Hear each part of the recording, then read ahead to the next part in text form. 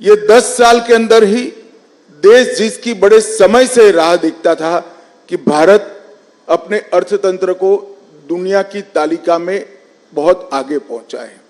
Atal ji 11वें number पर छोड़कर गए थे।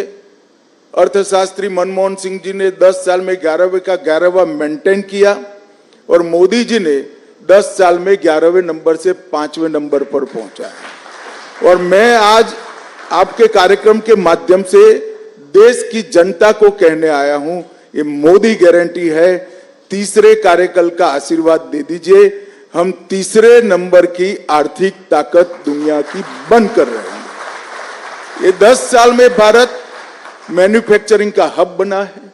ये 10 साल में डिजिटल क्रांति सब्जी वाली से लेकर बड़े बड़े कॉरपोरेट तक ट्रांसलेट कर गई है।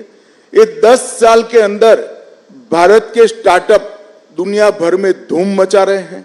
ये 10 साल के अंदर ही एक सर्वग्राही, सर्वस्पर्शीय और सर्वसमावेशी शिक्षा नीति का आगाज हुआ है, जो अपनी भाषाओं पर तो गौरव करता है, दुनिया भर की आधुनिक से आधुनिक चीजों को समाहित करते हुए विश्व के मंच पर भारत के युवा को खड़ा रहने की ताकत देता है। ये 10 साल के अंदर भारत सुरक्षित हुआ है। आए दिन बम धमाके कर जाने वाले पड़ोसियों को मैसेज दिया है, सर्जिकल स्ट्राइक और एयर स्ट्राइक कर कर घर में घुसकर आतंकवाद का सफाया करने का दम भारत में है। ये 10 साल के अंदर सालों पुराने मसले जैसे धारा 370 हटाना, 35 से हटाना, राम मंदिर का निर्माण करना, बाबा विश्वनाथ का कॉरिडोर बनाना, ट्रिपल तलाक समाप्त करना, सीएए लाना, ढेर सारे यूसीसी लाना, ढेर सारे मसले जिसको छूने की कोई हिम्मत नहीं करता था, मोदी जी ने हिम्मत के साथ उसको निरस्त किया है और सुचारू रूप से शांतिपूर्ण तरीके से जमीन पर उतारने का काम किया है। 10 साल भारत की आंतरिक सुरक्षा के लिए भी स्वर्णिम अक्षर से लिखे जाएंगे। हम 3 हॉटस्पॉट से ग्रसित थे, कश्मीर, नॉर्थ ईस्ट और वामपंथी उग्रवाद। मोदी जी के समय में ये 10 साल में कश्मीर, वामपंथी उग्रवाद के क्षेत्र और नॉर्थ ईस्ट, ये तीनों जगह पे लगभग 75% हिंसा कम हुई है और वहां विकास का शुरुआत हुआ है।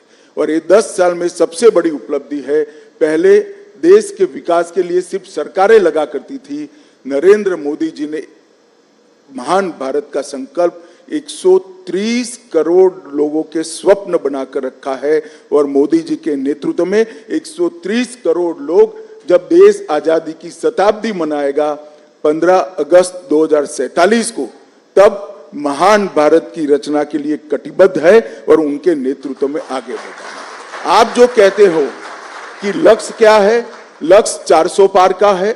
कमल के निशान पर हम 370 से ज्यादा सीटें जीतेंगे और ये लक्ष्य सिद्ध इसलिए होगा कि भारत की जनता की आशा, आकांक्षा और सपनों को पहली बार कोई प्रधानमंत्री फ्रंट पर से लीड कर कर, गरीब के साथ खड़ा रहकर, युवा के कंधे पर हाथ रखकर, गरीब बहन का भाई बनकर आज इनके सपनों को पूरा कर रहा है।